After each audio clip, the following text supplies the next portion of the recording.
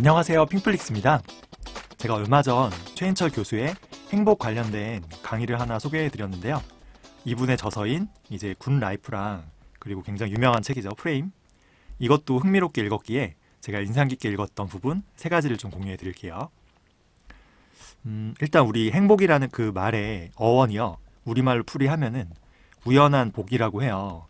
그래서 우리뿐 아니고 전 세계적으로도 이 행복이란 단어에는 우연이라는 의미가 있다고 해요.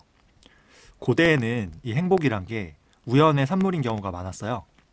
뭐 예를 들면은 우연히 큰 멧돼지를 잡아서 배불리 고기를 먹거나, 아니 뭐 비가 잘 내리고 날씨가 좋아서 이 농사가 잘 지어지거나, 혹은 운이 좋아서 이 병에 걸리지 않고 건강하게 잘 생존하거나. 그러니까 옛날에는 삶에서 이제 내 마음대로 할 수 있는 게 쉽지 않잖아요. 그러니까 행복이란 그냥 아무 탈 없이 오로지 잘 생존하는 거일 수도 있었어요. 근데 지금은 다르죠. 지금 생존하는 것만으로 나 너무 행복해 라고 하는 사람은 이제 없잖아요. 오히려 이 생존이 잘 되는, 잘 먹고 잘 살고 이 풍족한 나라일수록 더 불행한 사람들이 많죠. 그러니까 우리 한국은 세계에서 제일 풍요로운 나라 중에 하나지만 이 OECD 자살률 보면은 이제 1위에 행복도 조사에서도 좀 늘 최하위권이잖아요.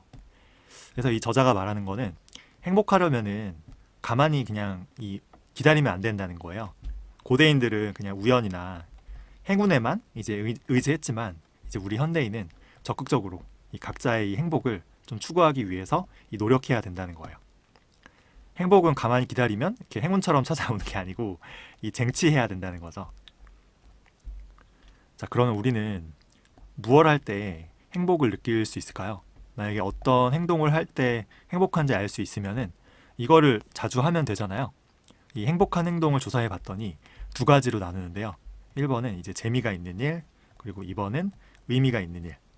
그러니까 이걸 나타낸 표로 보여드리면은, 예를 들면 뭐 음주나 쇼핑이나 영화 보기 이런 거는 이제 재미는 있죠. 근데 이제 의미는 거의 없죠. 반면에 육아나 요리나 뭐 공부, 집안일 이런 거는 이제 의미는 있지만 이 재미가 없는 거예요. 물론 뭐 개개인마다 다 다를 수 있어요. 근데 중요한 거는 재미도 있으면서 이제 의미도 있는 일이죠. 데이트나 산책이나 운동이나 뭐 사교 활동 같은 거. 얘네는 그쵸, 이 재미랑 의미 둘 다 있는 것들이죠. 그리고 압도적으로 이 둘 다 제일 높은 행동은 여행이죠, 여행.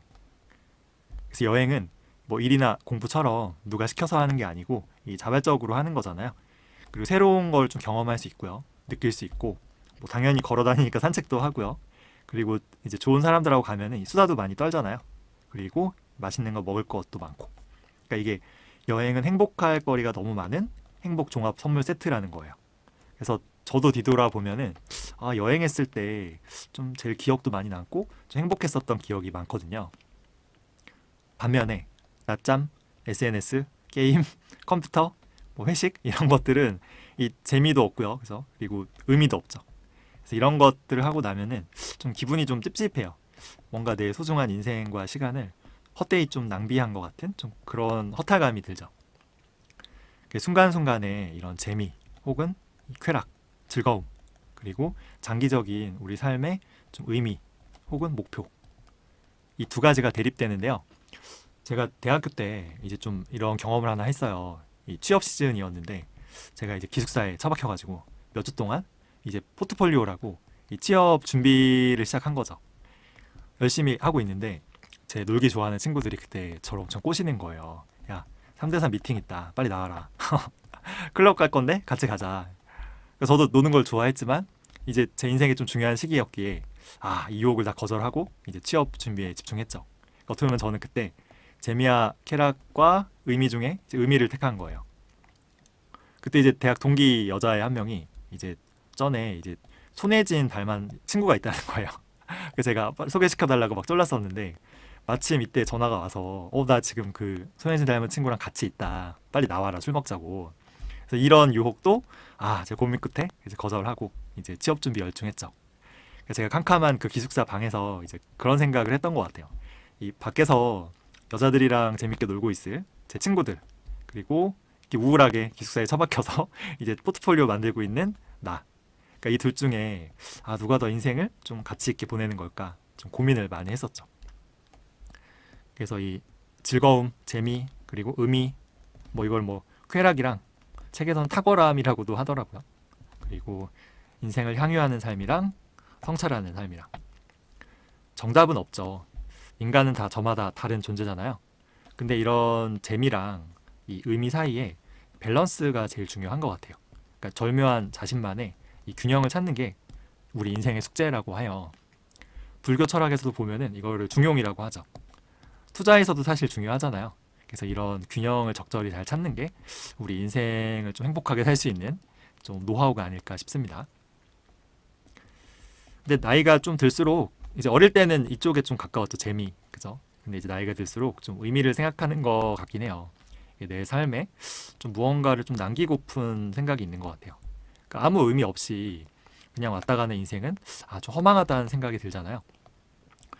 제가 이제 20대 후반인데 그때 3살 연상에 이제 누나를 좀 잠깐 만난 적이 있어요. 근데 이분이 갑자기 저한테 이제 다른 남자가 생겼다. 그래서 아마 결혼할 것 같다고 저한테 통보를 하는 거예요. 그 남자가 당시 누나보다도 8살이 많았으니까 이제 너무 연상이죠. 그리고 사진을 보여줬는데 배 나온 그냥 아저씨인 거예요. 그래서 제가 이제 그때 왜 이런 사람이랑 결혼하려고 하냐 물어보니까 이제 그 누나가 저한테 한 말이 있는데 아직도 기억이 나요. 그러니까 너는 삶의 의미와 이 목표에 대해서 확실하게 나한테 얘기할 수 있어? 너가 지금 하는 일을 얼마나 사랑하는지 그 일에 대한 이 소명이랑 이 비전에 대해서 자신 있게 나한테 설명할 수 있냐고. 이 사람은 그럴 수 있다는 거예요. 그래서 이때 이 얘기를 들었을 때 와 진짜 뒤통수 한 대 맞은 것 같았어요.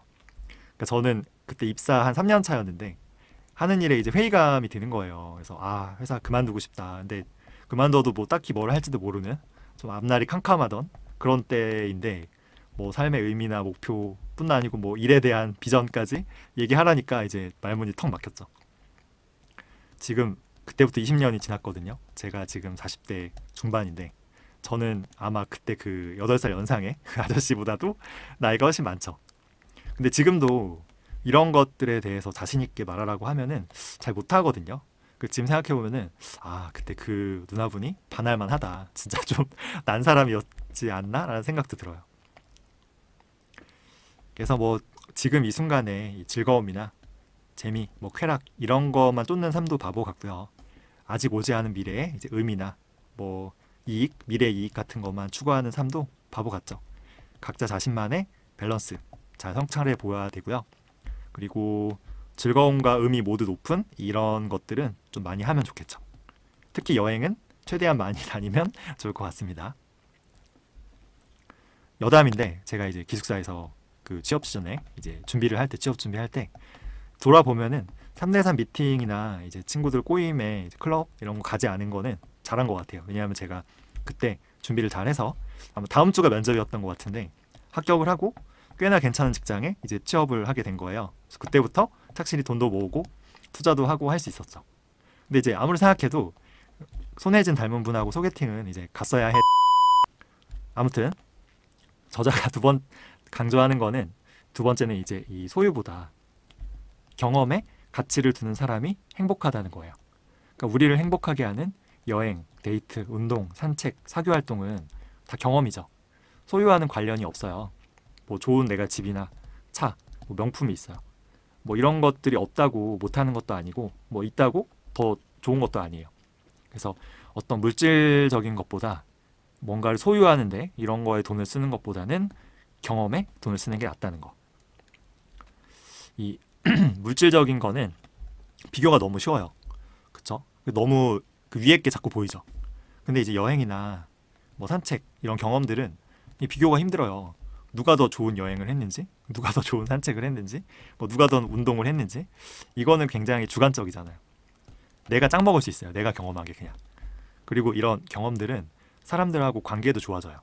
사람들하고 같이 맛있는 거 먹고 그리고 대화를 나누고 산책하고 여행하면 관계가 좋아지잖아요.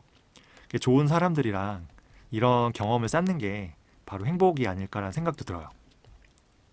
반면에 좋은 집이랑 좋은 차랑 뭐 고가의 명품 이런 것들은 사람들의 관계에 글쎄요 저는 도움이 별로 안 되는 것 같아요. 오히려 좀 악화시키는 경우도 많아요. 그 왜 사촌이 땅을 사면 배가 아프죠. 그래서 진짜 현명한 사람은 내가 돈이 많은 부자라고 해도요, 이런 겉으로 드러나는 이런 것들을 좀 경계해야 하는 법이죠. 그 돈 자랑하면 어디 가서 이 미움받는 법이에요. 우리 인간은 고대부터 소유에 엄청 집착했죠. 더 많은 것을 소유하기 위해서 대부분의 인생을 바쳤어요. 우리나라 이제 기성세대, 제 윗세대에 보더라도 평생 그냥 내 인생의 목표는 내 집 한 채 마련하는 거. 이게 소유하는 게 인생의 목표예요. 근데 요새 좀 MZ 젊은 층을 보면은 좀 다른 게 소유보다는 경험에 좀 가치를 두는 것 같기도 해요. 그러니까 좋은 집이나 뭐 좋은 차 이런 거를 소유하기 위해 인생을 좀 희생하는 것보다는 내가 좋아하는 음식 먹고 취미 즐기고 그리고 여행하는데 경험을 얻는데 돈을 많이 쓰잖아요. 물론 이게 뭐 경제적으로 어렵기 때문에 그럴 수도 있는데 뭐가 됐든 이 소유보다 이 경험의 가치를 두는 이 좀 가난한 젊은 층이 이 돈이 많고 부유한 기성세대보다 행복할 수도 있는 거예요. 에리 프롬은 소유냐 존재냐에서 이 존재를 말했는데 진짜 행복한 사람은 이제 경험을 중시한다는 거예요. 좋은 경험을 많이 쌓은 사람이 행복한 겁니다. 그래서 뭔가를 소유하느라 우리 인생을 희생하고 막 저당 잡히는 그런 바보 같은 짓은 좀 피하셨으면 좋겠어요. 마지막으로 이제 그 접근 프레임이라고 하는데요. 이게 뭐냐면은 이 남자가 이 여자를 좋아하는 거예요. 그래서 이 좋아하는 마음을 고백하는 게 접근 프레임이에요. 그러니까 고백하면 뭐 두 가지죠. 차일 수도 있고 성공할 수도 있고. 근데 차이면 사실 뭐 쪽팔리잖아요. 근데 이거는 잠깐이에요. 막 10년 뒤에 그때 내가 고백하지 말았어야 했는데 뭐 이런 후회를 하진 않죠. 성공한다면은 엄청난 행복한 보상을 받을 수 있죠. 근데 이제 이거를 고백을 아예 안 하는 거, 그냥 아무것도 안 하는 거를 안주함이라고 해요. 안주함 프레임. 아무것도 안 하면 내 마음은 평온하겠죠. 그쵸? 그리고 쪽팔림도 없죠. 하지만 이 10년, 20년 후에 계속 후회나 응어리가 남을 수 있대요. 그때 말이라도 한번 해볼 걸. 뭐 이런 후회 다들 많이 하시죠. 제가 이런 이 접근 프레임으로 좀 많은 걸 느꼈던 일화가 있는데, 제가 한 7, 8년 전에 이제 사기를 당해서 꽤 큰 돈을 날린 적이 있어요. 이때 충격이 너무 심해서 제가 원래 하던 일을 그만두고 이제 선배가 관리하는 이제 건설 현장에서 이제 기술자로 어떻게 보면 노가다죠. 현장 노가다를 뛰었는데, 그러니까 육체를 혹사시켜서 이 정신적 고통을 좀 잊고 싶은 뭐 그런 생각이었어요. 이 노가다 현장 뭐 하시는 분은 알겠지만 이게 새벽에 일찍 이제 출근을 해요. 그래서 현장 갔다가 이제 좀 저녁 늦게 돌아가거든요. 현장이 좀 멀리 있기 때문에. 그럼 바로 이제 자야 돼요. 너무 피곤하니까. 현장은 토요일도 없어요. 주 6일로 풀로 일하는데, 그러면 이제 일요일 날 하루 쉬잖아요. 이날은 무조건 자야 돼요. 너무 힘드니까.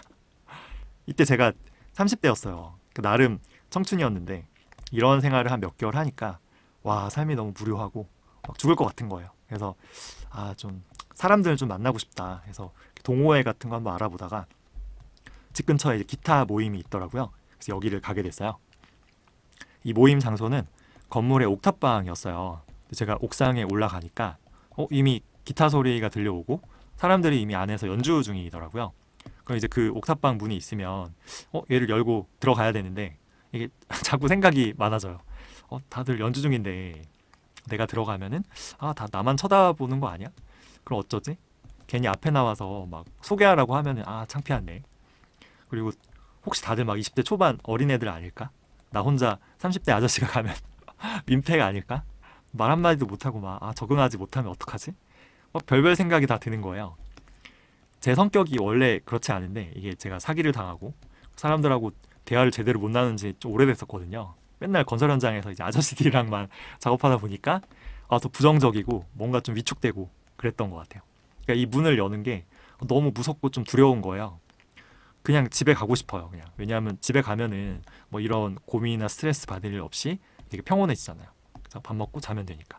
그래서 이 옥탑방 안에서 진짜 한 10분? 15분 정도 좀 고민을 했어요. 근데 그때 제가 책에서 읽었던 이 접근 프레임이 생각이 나는 거예요. 그러니까 이 접근으로 인한 후회는 이 시간이 갈수록 사라지죠. 하지만 내가 안주함으로 얻는 이런 후회는 시간이 갈수록 더 커진다는 거예요.